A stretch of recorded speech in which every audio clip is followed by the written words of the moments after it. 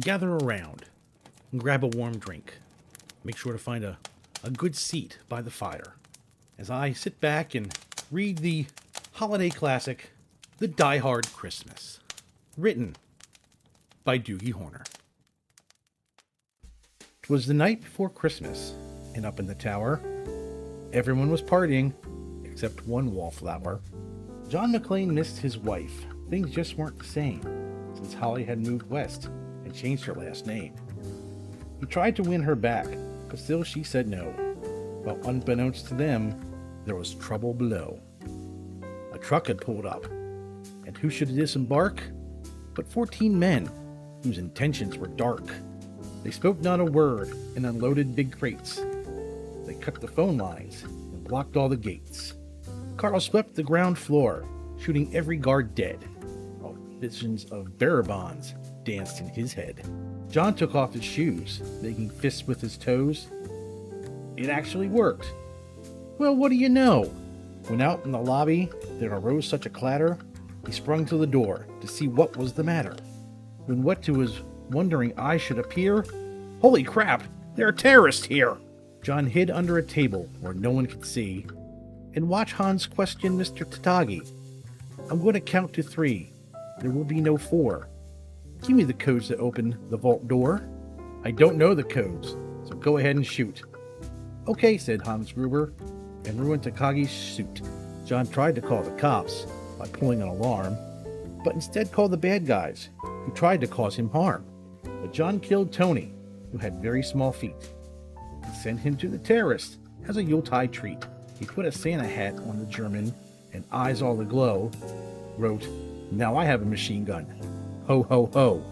Carl was furious. Tony was his brother. He chased John across the roof, and they shot at each other. John was able to escape through the ventilation shafts. Come out to the coast, he sighed. We'll have a few laughs. At Nakatomi Tower, Sergeant Powell appeared. He checked the whole lobby and saw nothing weird. He was pulling away, but didn't get far, when Marco landed on the hood of his car. Powell drove away backwards, screaming in fright. Welcome to the party, pal! John yelled with delight. More police arrived, the FBI and SWAT team. But Hans didn't mind.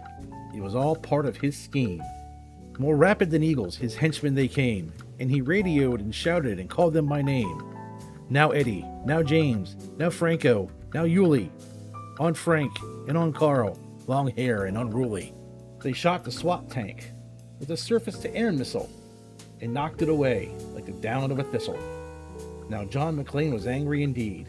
He blew up 2 terrorists and called them jerkweed. Elias told Hans, Bobby, I'm your white knight. Hans shot him dead, giving the hostages a fright. Hans went to go check on the explosives fuse and saw that poor John wasn't wearing any shoes. John fled from Carl and Hans, but alas, he had to run barefoot over sharp broken glass. His feet, how they hurt, his soles oh so bloody. John crawled to the bathroom and called his good buddy. John was weary and ready to throw on the towel, until he got a pep talk from Sergeant Al Powell. Powell was chubby and plump, and a right jolly cop, and he trusted the cowboy in the tattered tank top. But a reporter was probing into McClane's life, and revealed that Holly was actually John's wife. Hans quickly flipped over the gold picture frame. It's a pleasure to meet you, Mrs. McClane. His clothes all tarnished with ashes and soot, John staggered to the roof, bloody and barefoot. The explosives were wired to the rooftop with care, in hopes that the hostages would soon be there. John warned everyone the roof would soon blow, as a chopper strafed him with high-powered ammo. Around his waist, he tied a fire hose tight, and screamed an oath, jumped into the night. He dangled in the air, gritted his teeth, while flames encircled the tower like a wreath. Fiercely fighting his way back inside, John yelled out, "Hans!" as he was done trying to hide. He limped to the vault like an old man on crutches, only to find Holly in his filthy clutches. John dropped his gun, put his hands on his head. It seemed he and Holly soon would be dead. But with a secret gun taped to his back, John shot Hans in a surprise attack.